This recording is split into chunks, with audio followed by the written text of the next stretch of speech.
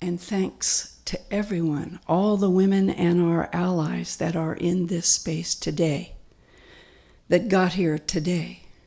It's the history of the women's liberation movement, that there is a time certain, over and over and over again.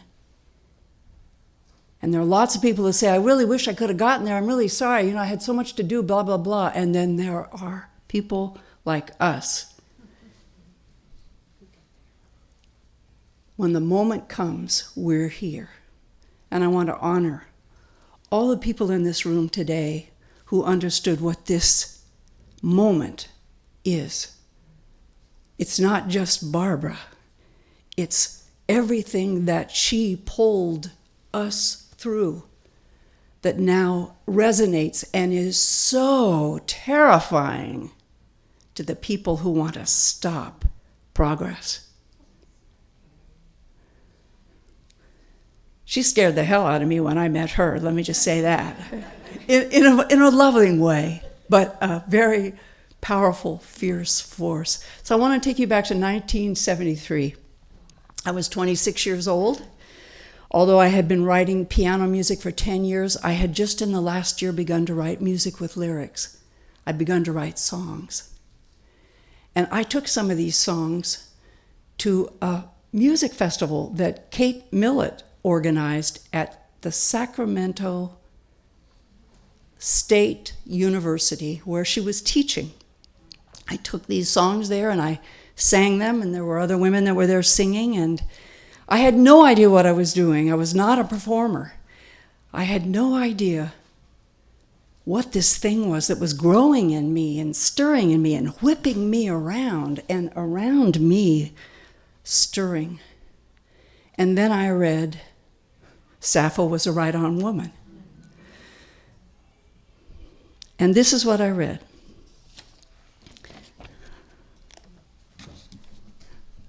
"50 years ago. Now, today when I read this, it feels to me in a way like a cultural anthropologist wrote this, considering an exotic tribe from in a foreign land, the language, just the language of the book, 1973. However, in 1973, the message in the passage that I'm going to read became the organizing principle for the next 50 years of my work as a singer-songwriter, pianist, and activist in the women's music movement. And so I read, Sappho Was a Right-On Woman. Sidney Abbott and Barbara Love, 1973. Chapter 9. Women's liberation and gay liberation meet in the Lesbian Feminist. This woman has declared a break with the past, and her life has a new beginning. She challenges the habit of hiding by reaching within herself for the strength to be honest and to take action.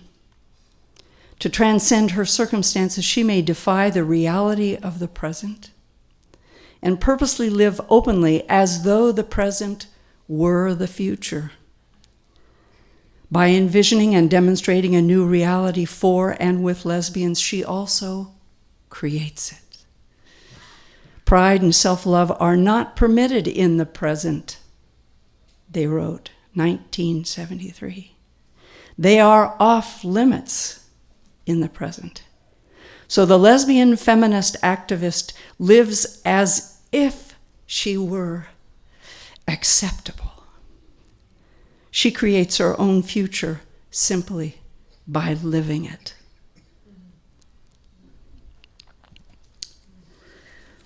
In July of 1973, an extraordinarily diverse group of women came to Champaign-Urbana, Illinois, for the first National Women's Music Festival.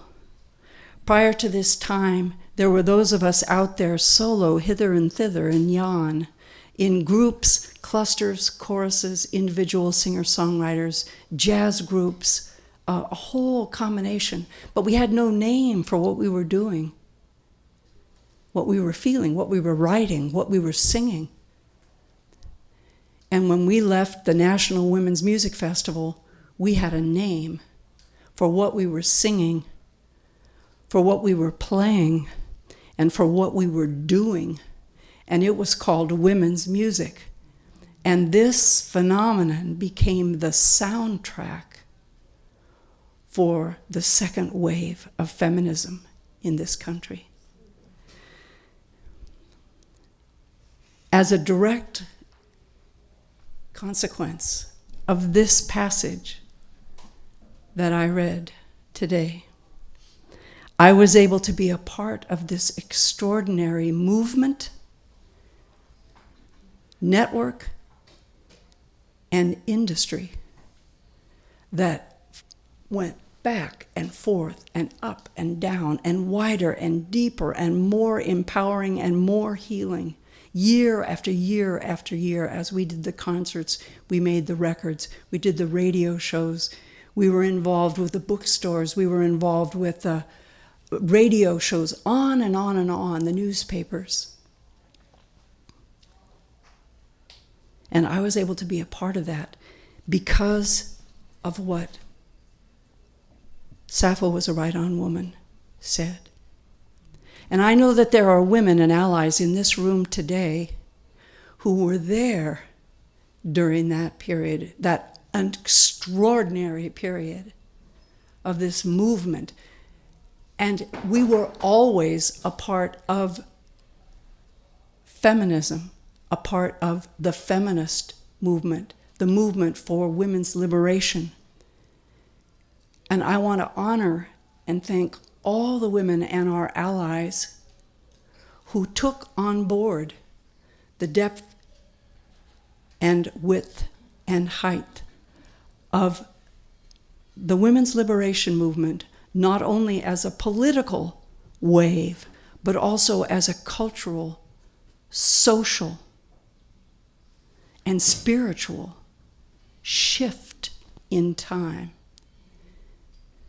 I want to say, as a woman who lives in Berkeley, California, and watches the news every day, and I know I'm not the only one in this room, I am profoundly concerned for my capacity as a 76-year-old to do what Barbara was teaching me and what has been reflected over and over again in this room, the beautiful things that have been said, empowering things that have been said.